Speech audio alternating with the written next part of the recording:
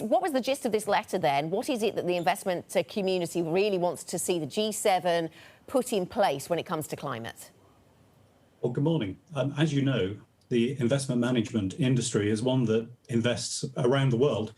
In fact, we're investing some £3.7 trillion on behalf of UK savers, investors, retail investors through to international investors. And so we understand that we've got a major role to play in climate change.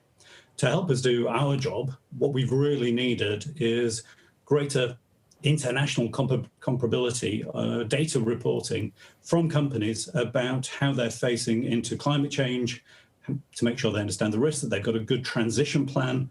All of that means that we needed comparability of data and therefore international standards. So we've written to the G7 to say, work with us as an industry to make sure that each major economy mandates TCFD requirements, that we can really push ahead to make sure that the investment decisions we make sense in this climate change challenge that we're all facing. Good morning, Chris. Beyond the government level, should banks be taking a more proactive and prominent role in kind of acting to push the climate agenda? And how does that kind of relate through with kind of your members?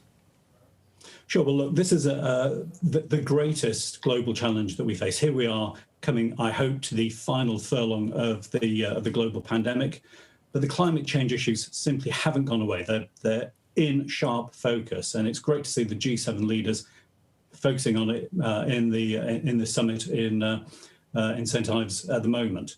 And that's why we thought this is the moment in time opportunity to step forward and say, work with us on four things. Firstly, make sure that the IFRS Sustainability Standards Board does produce those reporting standards that we need. Secondly, that TCFD reporting becomes mandatory around the world. And I think that will be a huge step. And it's been terrific to know that governments are actually going to do that now. We've been very heartened by the G7 commitment in that. Thirdly, of course, we've needed international common standards in areas such as green gilts to be adopted by the regulators. And for governments to be working with us as an industry on transition pathways to make sure really that companies do understand their transition requirements. But it all comes down to data and having an agreed common set of standards. So there's a lot there that governments can do, but we as an industry have been, even before the current crisis, have been talking to the companies that we invest in. And let's face it, here in the UK, we're investing some £8.5 trillion of investors' money into companies, into projects and governments and so on. And it's been at the top of our agenda to make sure that the climate issues have been addressed. Chris, are we going to find ourselves with stranded assets? Or what should we think about when it comes to the transition process and those stranded assets? And, you know, that's absolutely why a central part of our call to the G7 has been to work with us so that we can map out those transition pathways. It is going to need government and industry to work together on these so that we can avoid those stranded assets that you mentioned. And great focus on it now. Sooner we move, the better. Can make sure that we as investors can work with the companies that we're investing in to make sure that they have clear sight on the direction of travel and that we are moving towards the climate change targets that we all have to meet. Okay, this is not optional, and we as investors want to make sure that we are meeting those climate change targets as soon as commercially makes sense, but makes sense for the planet as well. Chris, I want to swivel slightly. It's Pride Month, and I know you're a very kind of prominent LGBT plus advocate or ally. What's the most important thing that investment companies could be doing right now to kind of foster inclusion and diversity? Start the conversation. It's never too soon to start the conversation. Okay.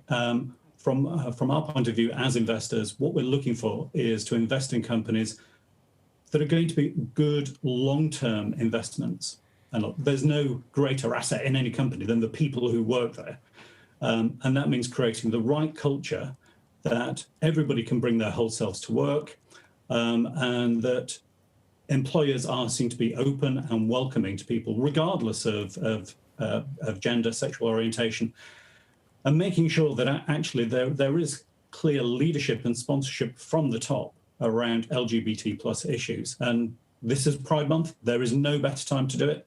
I'd encourage every company, if they haven't already started that conversation with staff, it's the one to do now, because while it's important that we create the right environment today, you just never know. The next person you interview could be an LGBT person. They might be just the person you need for your business. Plus, of course, your clients, your suppliers, you need to be really making sure that everybody understands you are committed to making sure that you're a great place to work for all of your colleagues.